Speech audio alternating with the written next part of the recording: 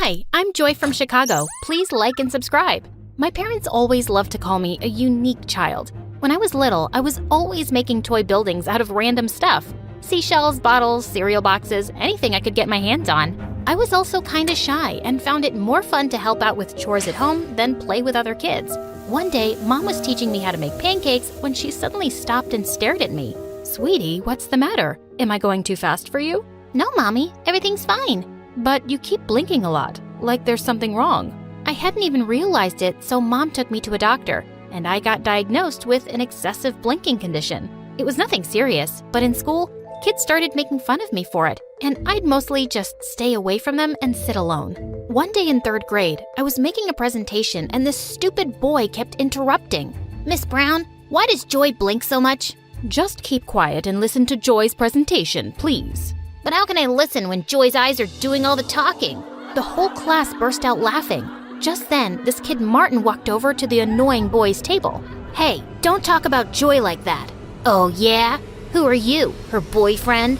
Martin jumped on him and the two started wrestling like crazy. They both ended up in detention for a week. So after school, I snuck into the detention room and sat next to Martin.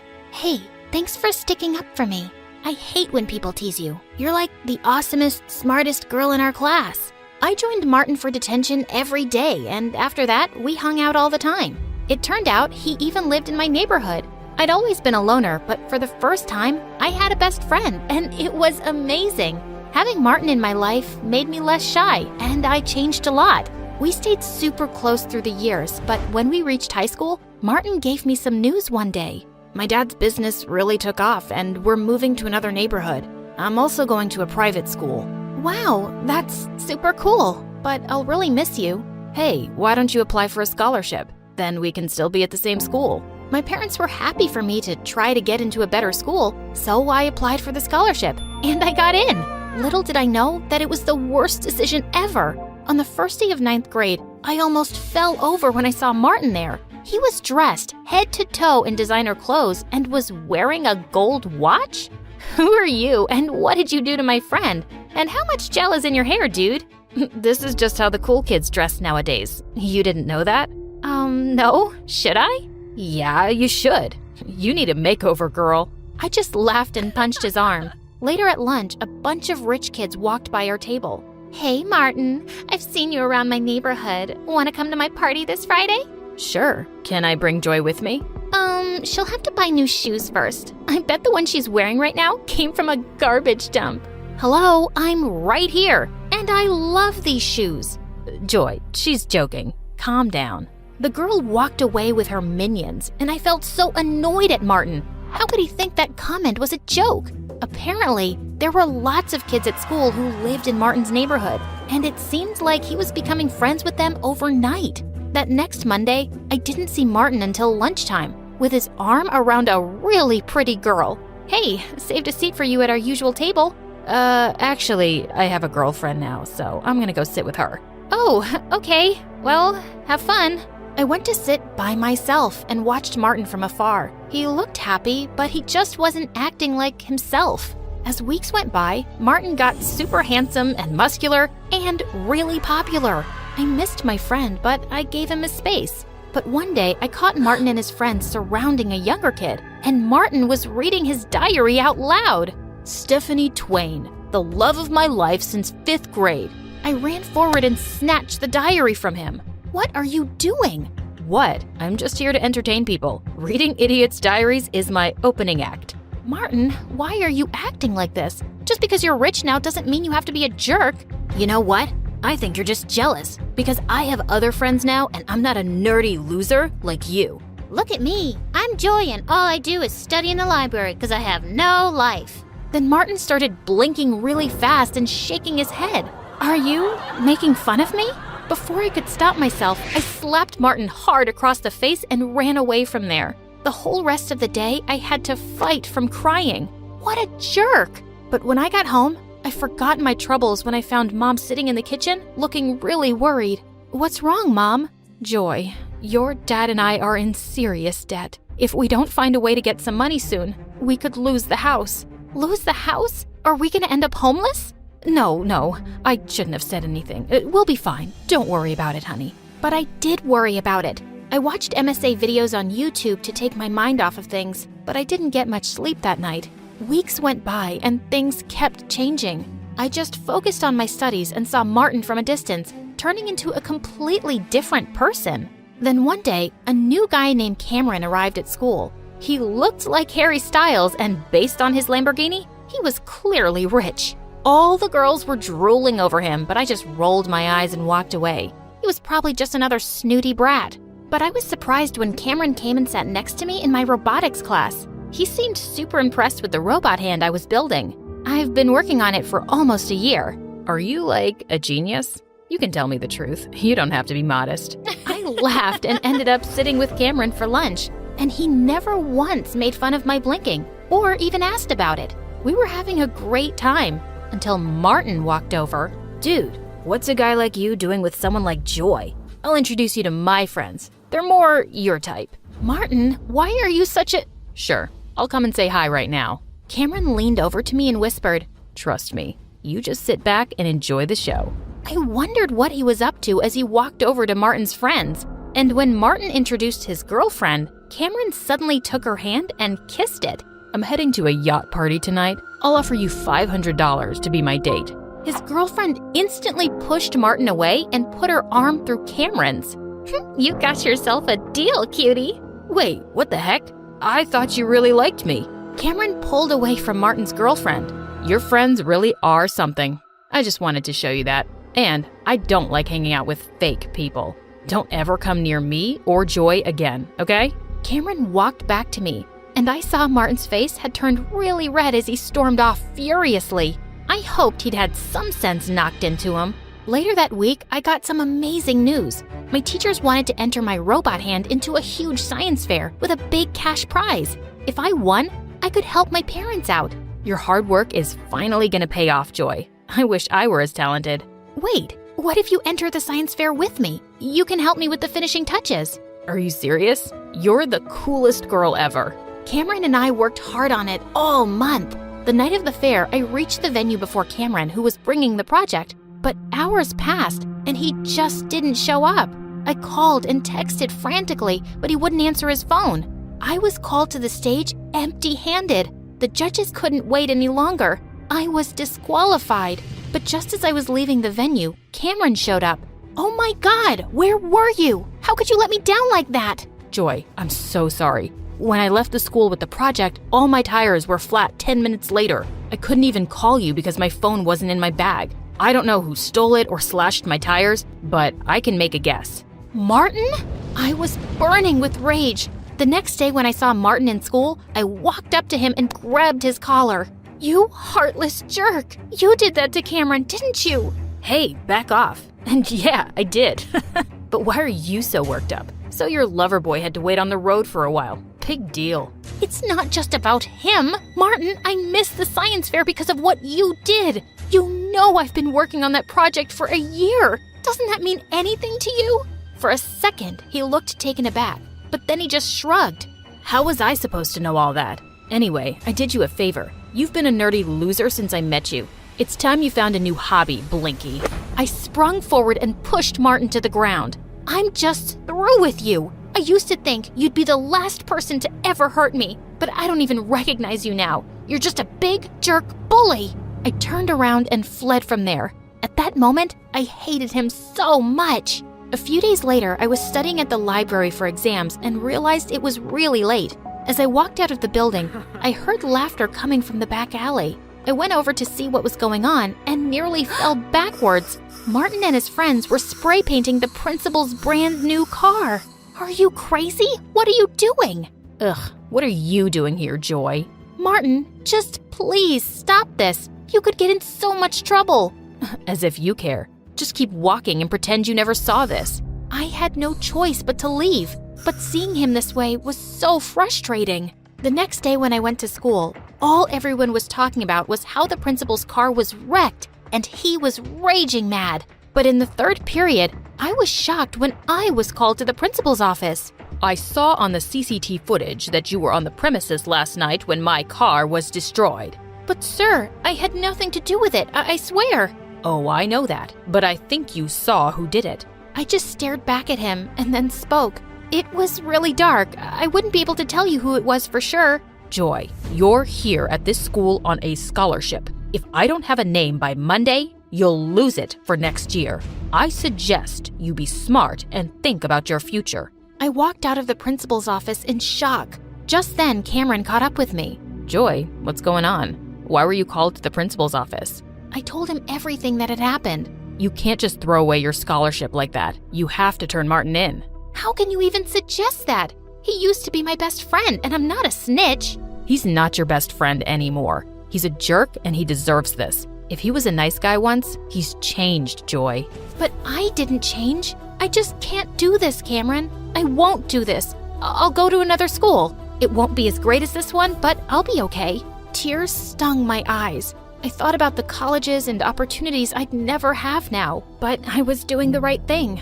That Monday, I went to the principal's office with a heavy heart, ready to lose my scholarship, but he told me the most shocking news. Martin had come to his office and confessed to destroying his car. So what's going to happen to him now? He's already expelled, of course. I couldn't believe it. Why did he suddenly confess? And he even took the fall for his friends. I found the other two brats who were with him that night snickering in the hallway, and I asked them, "We don't know why that loser did it. We'd all gotten away with it. It wasn't his idea. He just does whatever we tell him to, always trying so hard to be one of us." I've known Martin for years, and trust me, he's 10 times better than all of you.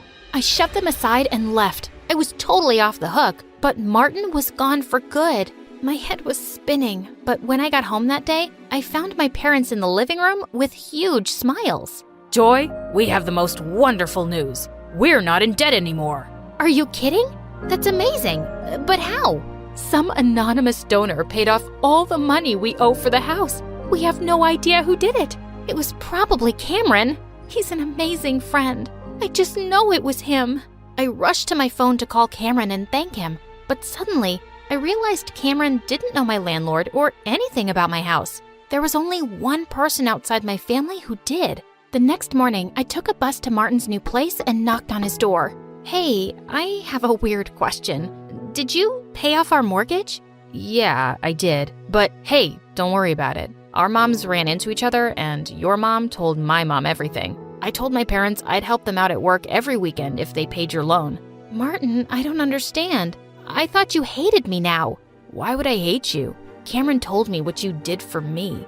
After how horrible I've been, you were gonna give up your scholarship and ruin your future for me. I guess I'm not really surprised, because that's just who you are. The best friend one could ask for. I couldn't let you do that, though. I got expelled because I deserved it. And I'm really sorry about everything. I was so touched to see Martin's teary eyes. Hey, don't make me cry, bro. It's okay, and thank you for apologizing. I'm just glad to see my old friend back. Me too. And for the record, Cameron's a really good guy. You have my blessing to be with him. Yeah, I didn't ask for your blessing, but thanks anyway. I used to work at the drive-thru section of a fast food restaurant. I had just moved out of my parents' house, so I was living off of the wage from there, which was not a lot, and the tips I got from customers weren't much either. But except for my boss, I had fun people around, so I loved working there. I was very kind and well-behaved in the workplace and with all kinds of customers. However, I was a tad bit extra friendly with the customers that tipped well. They deserved that, after all. Since I had worked there for almost a year, I knew all the regular customers. Out of them, I knew who was going to tip more generously, who was going to tip a little less, and who wasn't going to tip at all. But before we move on, like this video, hit that subscribe button, and activate the notification bell, and you will soon be the richest person in your family. Trust me, it works. I had made myself a list of a sort, which I know was a little weird. However, no matter how much less the customers tipped, they would never tip less than $2, which was fine by me. After all, I wasn't going to get rich off of some tip, or so I thought. My coworkers sometimes gathered and talked about how much tips we collected, mostly when our mean boss wasn't around. "Can you believe the red car only tipped me $2 on 6 orders of coffee and a burger?" said one of my coworkers. "We're not getting any richer off the tips, bro," I replied. "We're not getting any richer from working here no matter how hard we'd work," my other coworker replied, and we started laughing. We were always joking around like that, especially when it came to our pay and pay raises. However, something happened in my life that was completely unexpected and something that I usually joked about. And I bet nobody would have predicted something like that to happen to them if they were in my place. So, a few of my coworkers and I had made some anonymous Twitter accounts. They were mostly to vent about our mean boss, the rude customers, and not getting paid or tipped the way we deserved. They were anonymous because we didn't want to lose our customers and our jobs. But we sure were creative with the names. We had come up with usernames like @TheBurgerBoy for me, and some of my coworkers were @CoolCoffee, @FreshOutOfPot, @BestBuns, which were really funny names. It was really obvious that those handles were harmless, just for fun, and for stress relief after a hectic day at work. A car was coming, and it looked like some fancy vintage car.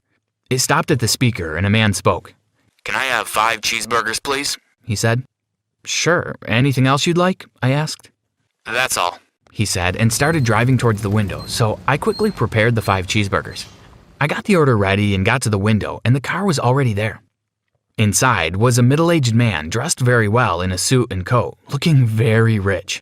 So I gave him his order and he paid me in cash, but then he did something that completely disappointed me. He did tip me, but he tipped me 99 cents. 3 quarters, 1 dime, 2 nickels, and 4 pennies to be exact. And he did that with a huge smile and said, "Here's your tip," and left. I honestly was so confused, thinking whether he was mocking me or was crazy, and thought that 99 cents was a lot. Since I was so disappointed with my first and only tip of the night, I went to Twitter to vent about it as usual. So I spread out the coins in my hand and took a picture of them on my phone. Then I uploaded the picture on my Twitter with the caption, "Disappointing night, at least the coins are pretty." Because there were some unique coins I had never seen before, like the nickel. It was not the regular nickel. After that, my phone died since I had no battery because I played games most throughout the night. So I waited for more customers to come till the end of the shift, all bored and tired, but there were none. After waiting a few hours, the shift was over, so I headed home.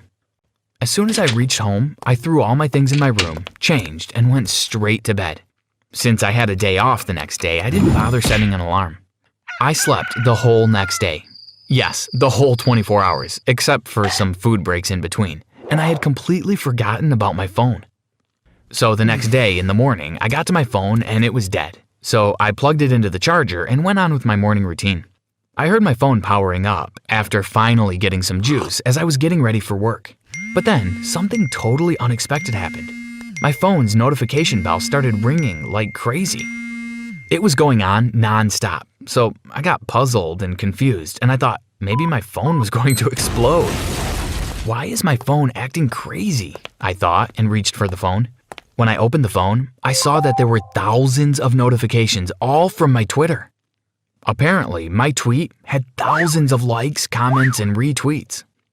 There were a lot of coin collectors commenting about the coin and offering me hundreds of dollars in exchange for the coin.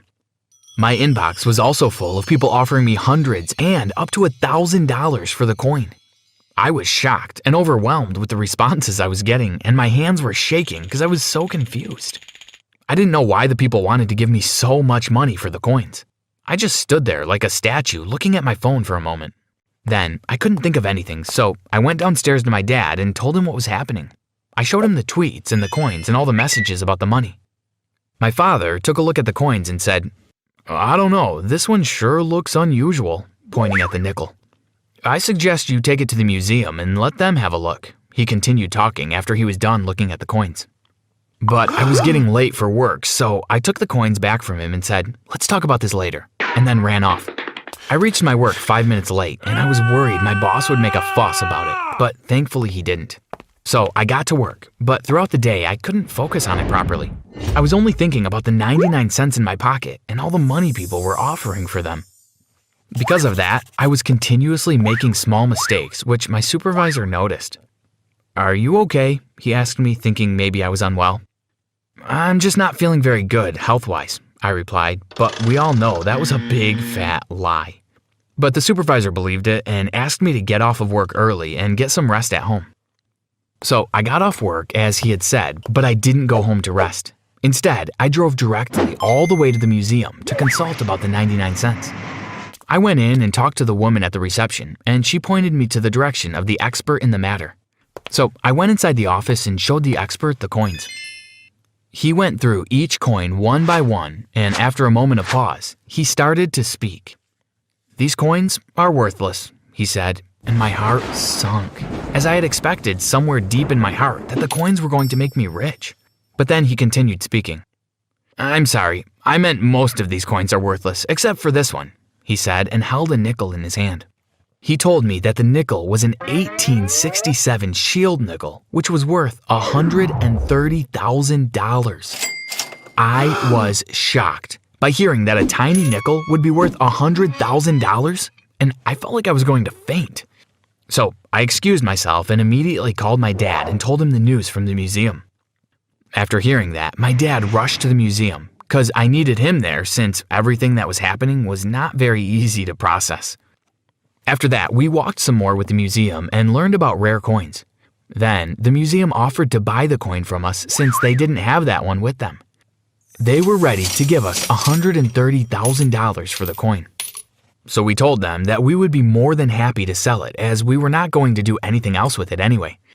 I mean, maybe if opening a museum for a single coin was a thing, we would have done that, but we thought it was sensible that we sell it to the museum. It would be more secure than selling it to some random guy on the internet. So we sold it, and the museum gave us the money as promised, and suddenly, I was rich. For a few days, I couldn't believe that I got rich from 99 cents. But the news traveled fast, and I was on the front page of every local newspaper. I also got an interview where I thanked the person who tipped me those coins. And I didn't forget about my coworkers. I gave all 5 of my coworkers and my supervisor $1,000 each, as they deserved it for all the hard work they did. However, I didn't give any to my boss because he was a mean bully to us at work and would never give us a raise. After that, I started investing my money in buying shares and dividends of multiple companies, as my dad suggested it would be a wise use for the money. I also used it to open a new business of my own, as I gave up the job at the drive-thru, so I needed something to do for work during the day. But then, something strange happened, as one day, my boss from the drive-thru work showed up at my door, uninvited. He was acting all friendly and even brought me a gift. "I never got to congratulate you properly," he said, but I could see right through his act. I knew that he was doing it for his self-interest, but I played along and tried to be kind as he was a guest at my house. Then he started requesting me to share the money I got since I was tipped at his outlet. But I told him that it was my tip and he had nothing to do with it. However, he was not going to stop as he started showing his real nature and went on being rude and demanded that I give him the money and even threatened me.